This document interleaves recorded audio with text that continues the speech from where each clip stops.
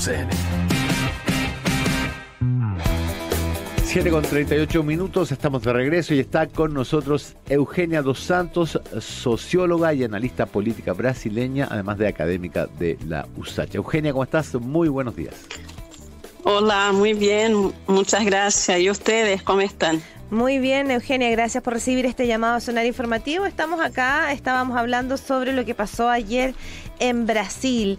Esta sorpresa, podríamos decir, de Bolsonaro frente a las encuestas que había tenido en las últimas semanas, en que no le daban esta cantidad de porcentaje, cerca del 43%. Las más generosas con él les daban un 30 y algo %, e incluso hablaban de que Lula podría obtener la presidencia en esta primera vuelta. ¿Cuál es el análisis que hacen ustedes? Mire, nosotros analizamos sempre desde uma lógica que, desde o senso comum, ¿no? De sentido comum, podemos pensar que um presidente que ha hecho, ¿no? tantas ações impopulares que han levado al pueblo a ter uma situação tão caótica como a que há em Brasil, nós pensamos que estos números que mostravam as encuestas puderam ser a realidade.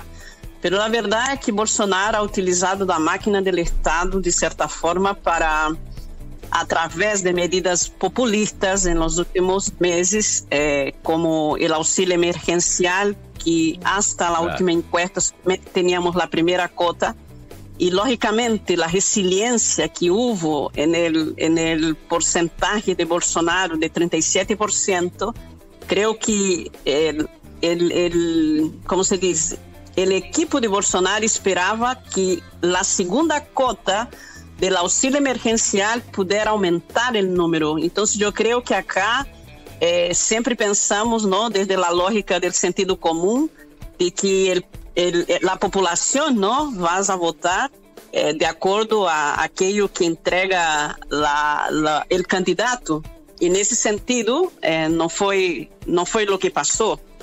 Então, se nós analisamos que certamente o fortalecimento de Bolsonaro com esses 43% tem relação com um voto que vem depois do pago do segundo auxílio. E, además, Bolsonaro também dijo em seus últimos discursos de que importou petróleo de Rússia, que a economia de Brasil está a melhor do mundo, apesar da crise. Então, são uma série de eventos que podem haver colaborado para este 43%, fora os 37% resilientes que votam em Bolsonaro. Então, são 5% a mais de lo que a encuesta mostraram.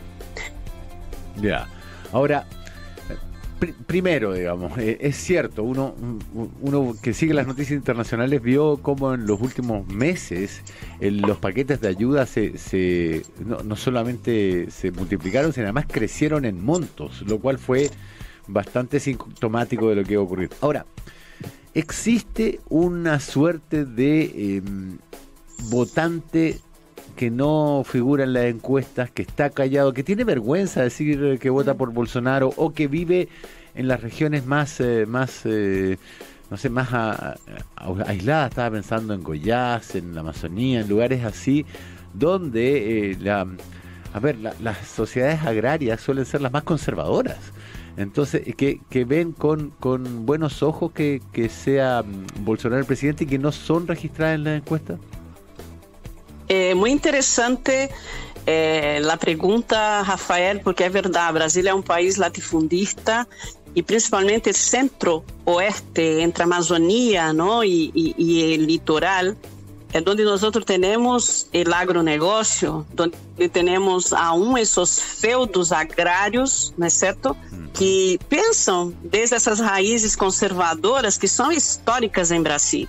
Obviamente, o que nós estamos vendo solamente a nível internacional, lo que tem Lula, 48%, e Bolsonaro, 43%, mas a nível de Câmara de Deputados, de Senado, realmente essa realidade que mostras tu desse país, não, com raízes tão agrárias, ruralistas, aún mostra estas raízes históricas que sim tem nesse conservadorismo, nesse populismo, uma força que aún está marcada. E eu creio que isso não é solamente um fenômeno que se dá hoje em Brasil, porque se nós creemos, ¿no?, que a democracia não está em jogo a nível de continentes no mundo, seria cerrar os olhos, não?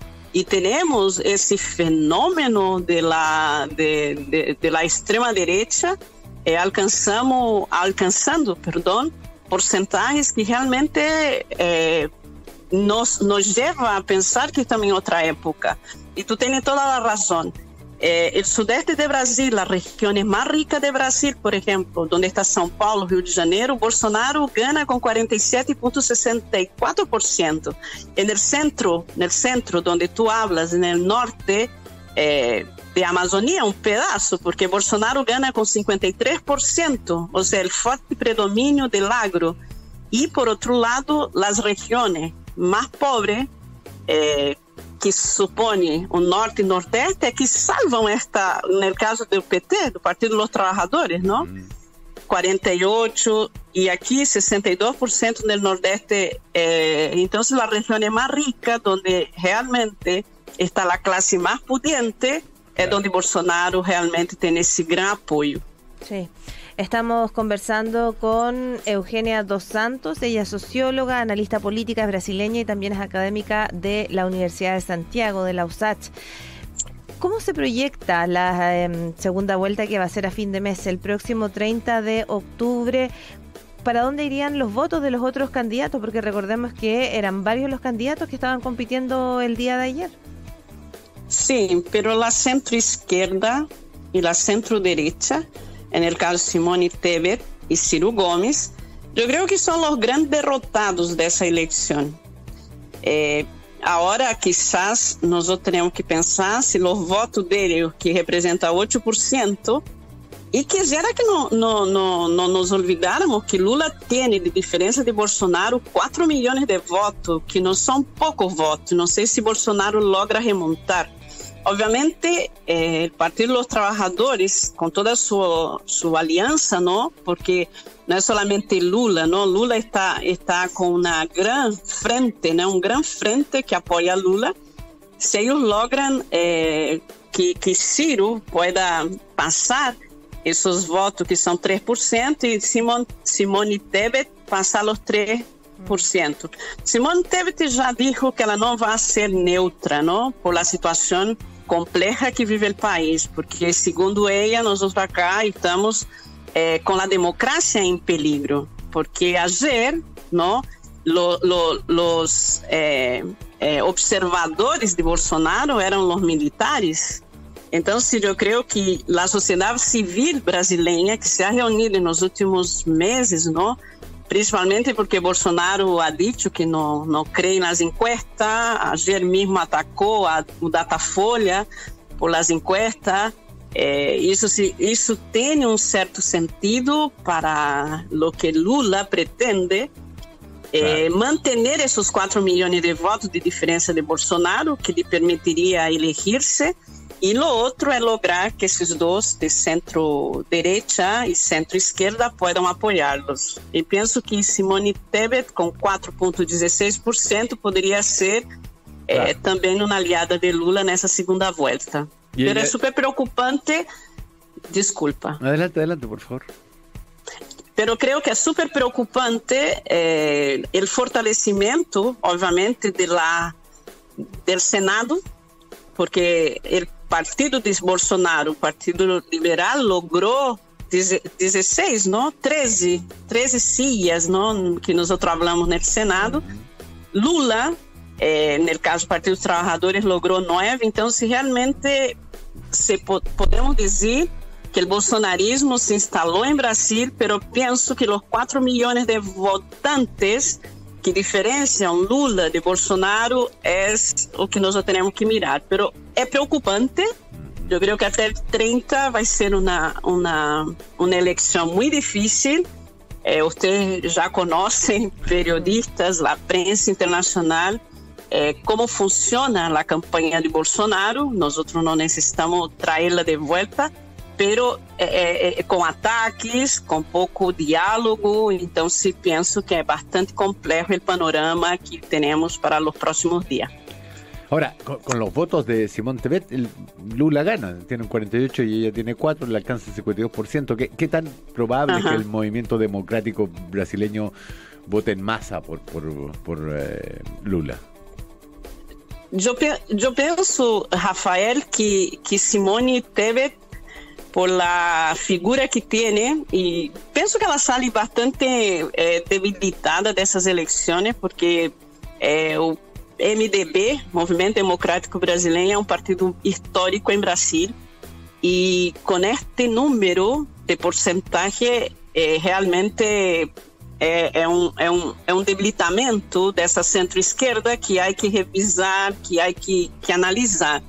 Pero sim, porque mire, 48% e 48% de Lula, 43% de Bolsonaro, temos uma diferença de 5%. Mas os quatro, tu tens toda a razão, pero o que Lula tem que fazer é manter esses 5% de diferença de Bolsonaro e lograr, não, para quedar mais ou menos tranquilo, lograr que tanto Simone Tebet como Ciro, que eu creio que Ciro vai ser meio difícil que ele possa apoiar Lula. A gente que conhece a história da política brasileira sabe que Lula como se diz, que Ciro é um quase inimigo de Lula. Inclusive Ciro foi ministro do governo de Lula, pero por aí houveram algumas desavenças, alguns problemas, pero penso que Ciro também deve estar questionando muito se ele pode entregar esses votos a Lula, que seriam entre Simone e Ciro 7% entregados de voto a Lula. Sí. ¿Y hacia dónde deberían apuntar ahora las campañas que son orientadas para la segunda vuelta del 30 de octubre, tanto de Bolsonaro, a lo mejor entregar más paquetes de ayuda, y hacia dónde debería ir apuntado entonces la campaña de Inácio Lula da Silva? Mire, Paulina, tú sabes que la extrema derecha en Brasil ha trabajado muy arduamente en las redes sociales, con muchas veces noticias, información que no son verdaderas, que eso se ha discutido en otros países también, inclusive acá en Chile. Pero yo pienso que Bolsonaro va a apuntar a utilizar esta massa, não, ou esta parte da população brasileira que hoje está sofrendo com 33 milhões de pessoas com hambre, fruto de suas próprias políticas. Creio que Bolsonaro vai utilizar essa parte da população para centrar suas medidas mais populistas, nesse sentido de manter esses 43% e alcançar, quizás, uma outra população, que é a população periférica, é a população que está em las calles, é a população que pode receber, quizás ele pode inventar um projeto social amanhã, que todavia ele tem aí em carpeta, para chegar a esta população, que também é uma população que vota quando a esquerda, no caso, a esquerda, centro-esquerda, porque Lula hoje dia não representa só a esquerda em Brasil, não? Lula representa um frente que vai em favor da democracia, querendo salvar lo que está em peligro. E ayer também, eu creio que o Tribunal Eleitoral saiu bastante fortalecido, apesar que Bolsonaro seguiu fazendo os comentários de que não crê em los resultados, não, das eleições. Então, isso é muito peligroso. E creio que Bolsonaro apontará a isso, e no caso de Lula, fortalecer as bases, não? Chegar a la gente que realmente tem uma visão um pouquinho e provar a população a real situação do país, que é realmente muito compleja. Abuso de tu conocimiento, Eugenia, si te pregunto, ¿qué está pasando en el mundo con la política de derecha? ¿Por qué gana Giorgia Meloni en Italia? ¿Por qué Trump pese a su desastroso gobierno, logra un índice de popularidad que lo sitúa muy bien para la nueva elección en Estados Unidos. Bolsonaro, después de un gobierno donde, entre otras cosas, tuvo un pésimo manejo de la pandemia y murió muchísima gente. En Chile gana el rechazo, en Colombia gana el rechazo al acuerdo de paz, en Inglaterra gana el Brexit. ¿Qué fenómeno a nivel mundial estamos viviendo que los movimientos conservadores empiezan a recobrar poder?